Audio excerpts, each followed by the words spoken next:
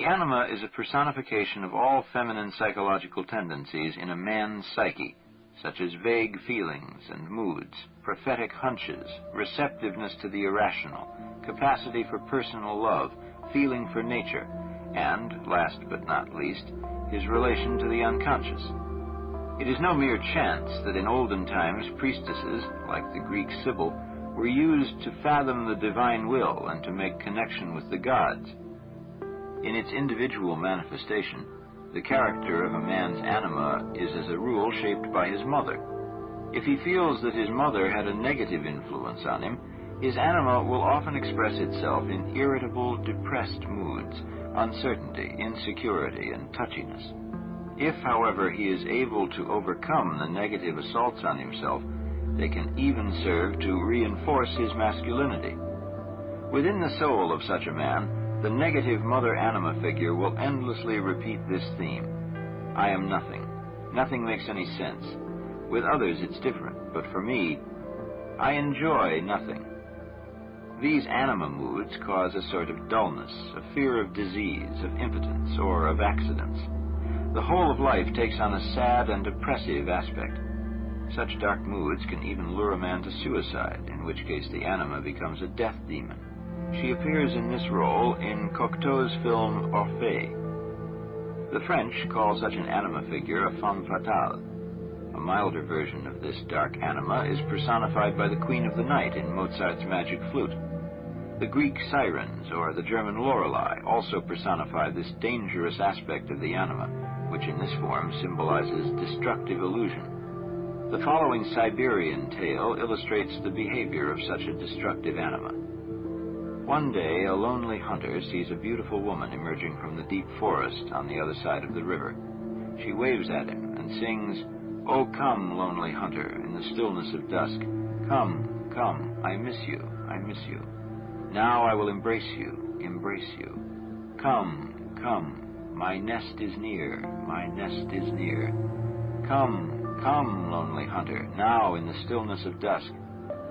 He throws off his clothes and swims across the river, but suddenly she flies away in the form of an owl, laughing mockingly at him. When he tries to swim back to find his clothes, he drowns in the cold river. In this tale, the anima symbolizes an unreal dream of love, happiness, and maternal warmth, her nest, a dream that lures men away from reality.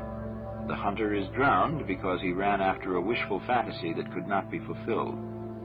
Another way in which the negative anima in a man's personality can be revealed is in waspish, poisonous, effeminate remarks by which he devalues everything.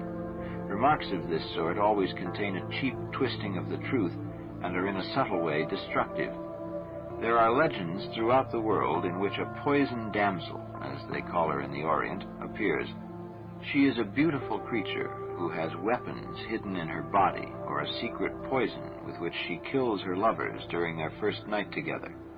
In this guise, the anima is as cold and reckless as certain uncanny aspects of nature itself, and in Europe is often expressed to this day by the belief in witches. If, on the other hand, a man's experience of his mother has been positive, this can also affect his anima in typical but different ways, with the result that he either becomes effeminate or is preyed upon by women, and thus is unable to cope with the hardships of life. An anima of this sort can turn men into sentimentalists, or they may become as touchy as old maids, or as sensitive as the fairy tale princess who could feel a pea under 30 mattresses. A still more subtle manifestation of a negative anima appears in some fairy tales in the form of a princess who asks her suitors to answer a series of riddles, or perhaps to hide themselves under her nose. If they cannot give the answers, or if she can find them, they must die, and she invariably wins. The anima in this guise involves men in a destructive intellectual game. We can notice the effect of this anima trick in all those neurotic pseudo-intellectual dialogues that inhibit a man from getting into direct touch with life and its real decisions. He reflects about life so much that he cannot live it, and loses all his spontaneity and outgoing feeling. The most frequent manifestation of the anima takes the form of erotic fantasy.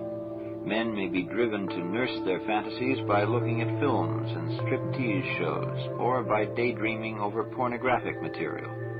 This is a crude, primitive aspect of the anima, which becomes compulsive only when a man does not sufficiently cultivate his feeling relationships, when his feeling attitude toward life has remained infantile. All these aspects of the anima have the same tendency that we have observed in the shadow. That is, they can be projected so that they appear to the man to be the qualities of some particular woman. It is the presence of the anima that causes a man to fall suddenly in love when he sees a woman for the first time and knows at once that this is she. In this situation, the man feels as if he has known this woman intimately for all time. He falls for her so helplessly that it looks to outsiders like complete madness.